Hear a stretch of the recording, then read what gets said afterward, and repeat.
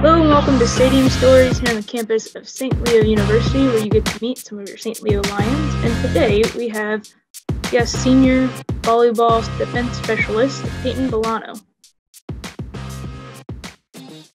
Obviously, it's pretty easy to look up your stats online, but it's pretty rare during COVID days to get to actually talk with a student athlete. So I'd love for our listeners to get to know you.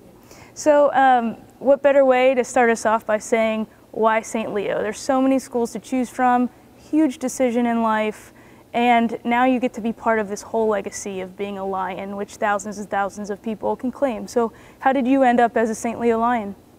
So I'm from Chicago. Midwest is pretty cold. Not a fan of it, not a fan of the snow. So definitely being in Florida, obviously the campus is beautiful.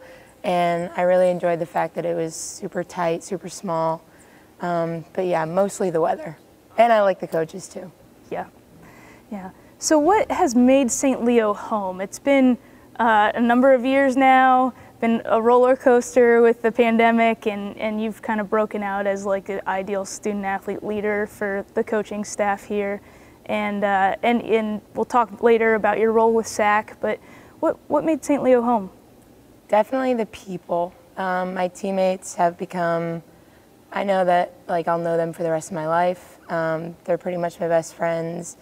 Professors too, they've been great, but mostly if I didn't know the people that I know now, I probably wouldn't be here.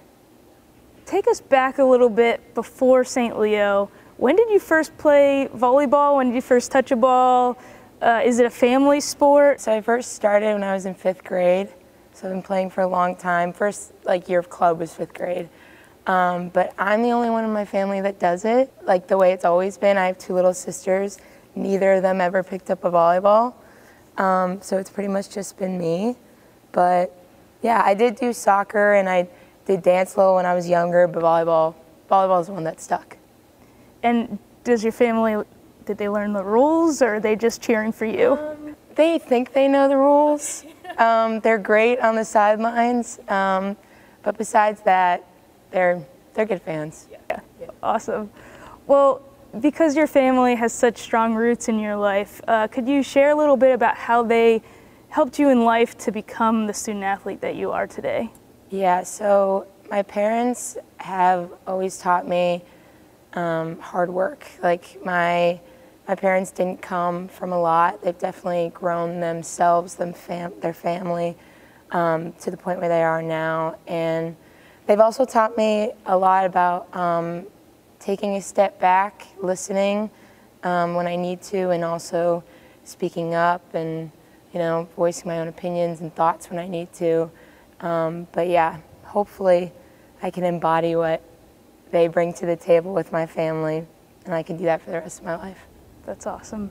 You are a student athlete, which means you're pretty busy off the court as well. Could you tell us what your major is, and then further down the line, or not too further anymore, what your career goals are? So I'm a criminal justice major.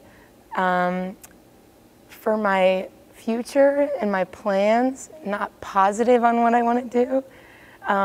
Right now, I think law school is in the plan. I think I want to get into environmental law, things like that.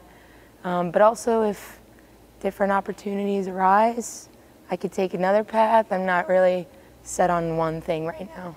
Gotcha. So still wide open, I think. That's no problem. So tell us a little bit about this role as the president of the Student Athlete Advisory Committee. Some people know what SAAC is, some people don't, and what the president would do in that role. So yeah, SAAC is Student Athletic Advisory Committee, and we pretty much just come together. We meet once a month. We talk about NCAA rules, rules around the school, what we think we could change, what we think we can make better, and pretty much my role as a president is just to be the head voice in that.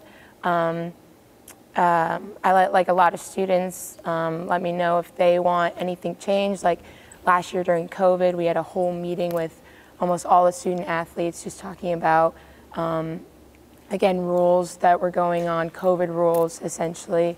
But yeah, we're pretty much pretty much just a voice for the student athletes on campus and even for the big operation of NCAA. Yeah, and I think there were a number of rule changes the last couple of years that I know you went to a conference with, and previous SAAC presidents have really helped with that. So it's pretty cool that you get to be part of something even bigger than St. Leo with giving a voice to student athletes at large. Super fun too. Get cool shirts. Always. Who doesn't like gear? So as this this veteran, you kind of got life down as a student athlete. You've enjoyed this awesome journey at St. Leo. What advice would you give to anyone that's striving to be a collegiate student athlete? I would say always obviously work hard, time management with everything, but also sports aren't everything. To enjoy your sport the most in your college career, you need to have a balance with your social life, with your school. Obviously, that's why we're here. But yeah, it can't be a one-track, one-minded thing. You gotta split it up. Have a life at least sometimes.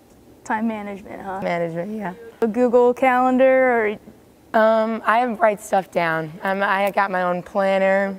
It's not very organized. Yeah, not very organized, but it works for me. Awesome.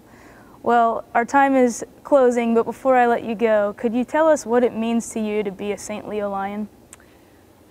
So what it means to me to be a Lion is just to be part of a community. I remember freshman year, I think one of my professors was like, you're gonna love the person that you become here, and it's kind of cheesy, but I truly believe that I'm becoming a great person here, and it's because of the people around me, the people I know, and what influences me, what doesn't. But yeah, if you come here, you're gonna love the person you become here, promise. Awesome. Well, you heard it from Payton herself. Thank you, listeners, for tuning in today to another episode 10 of Stadium Stories. And until next week, I'm Christy Lear, and as always, go Lions.